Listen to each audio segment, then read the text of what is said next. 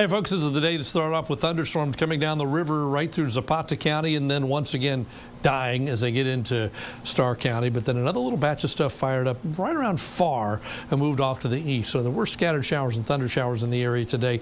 And that might be just kind of setting the stage for what we may see over the course of the next few days. Here's a look at your cloud cover picture for today. And you notice as you look at it that the clouds were thick this morning. A couple of thunderstorms firing up, thunder showers firing up south of Farr, moving eastward. Lower Valley seeing a little bit of rain, and then that was just about it. Things moving out after that and going pretty quiet. Well, here's future track.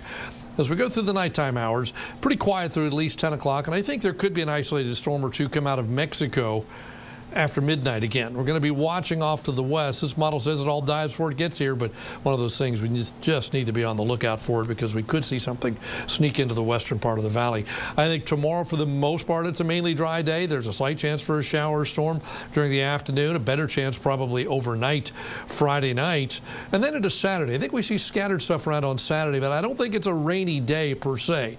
I guess there will be, again, some showers and storms around, but I don't think it just rains from sun up to sundown. I think you can do a lot of your outdoor activities, especially on Saturday, but do have a plan, someplace you can go if it does, if a thunderstorm does move your direction, because there's a slight chance of that happening.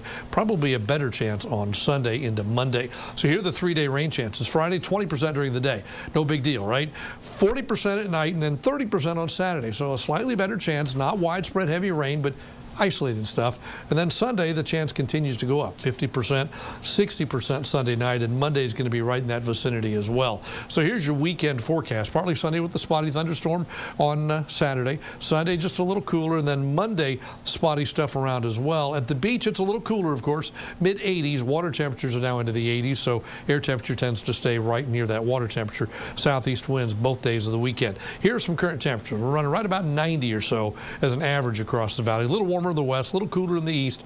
And if we look at tomorrow's highs, we're right back up in the 90s again, except at the island, 86 degrees there. And the next 3 days, here we go, the normal high is 91. And we do bring things down as we head through the weekend. And right now, next week looks like it could be, well, it could be a rainy week all week long. A big change in the pattern we're going to talk about in the next half hour, giving us a good chance for some rain across most of the area next week. If you are planning to travel this holiday weekend and starting tomorrow, temperatures in the 70s all the way up to Dallas, 50s up into the Panhandle. Those are morning temperatures. By afternoon, the state recovers, but because of the clouds and scattered showers, probably not in the 90s in a lot of Texas, except here in Midland. Everybody else probably topping out in the 80s. At our coast tomorrow, winds will be out of the southeast, about 10 to 20 miles per hour, 10 to 20 knots actually. Moderate chop on the bay. There are 2 tides. Small craft operators urged to use caution. So again, we're watching out for the slight chance for a shower storm after midnight tonight, and it's about a 20% chance. Tomorrow, breezy and hot with an isolated shower or thunderstorm around. As you look at the next 7 days, again, we stair-step down temperature-wise. And look at next week. Temperatures in the upper 80s.